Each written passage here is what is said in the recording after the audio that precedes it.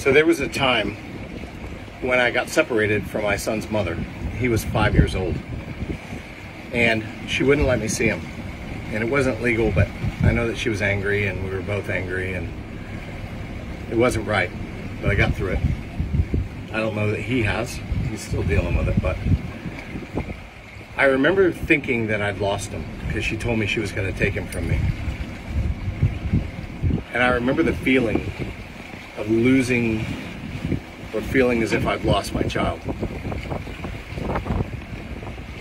I understood how much I loved him from the moment he was born, but I don't think I really understood how much I needed him, how much a part of me he was, and what would happen to me if he wasn't there anymore. I think about parents who have lost their kids. I have a really close friend that did, and somehow they carry on. She says she carries a torch for him, not a burden. I don't know. But the thought of losing my child changed everything about me and everything about the way that I parented and what I thought about parenting and who I thought I was as a parent.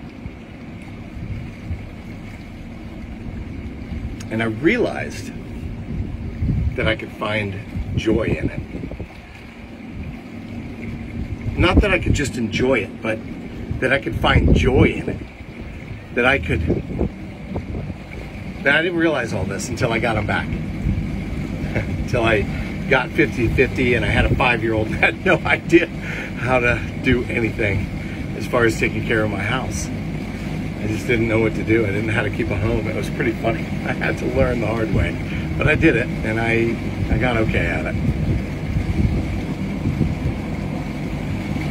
But I didn't realize the value and joy of raising a child until I didn't have a child to raise. And when I didn't have a child to raise, or I thought I wasn't going to,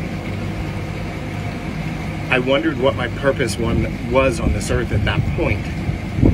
Meaning, I wonder why I was even here anymore if I wasn't here to be his dad, because God had showed me that it was for that reason I was here. And I didn't know that it would mold me into somebody that wanted to help others or teach about it or learn more about it with others. I didn't know all that.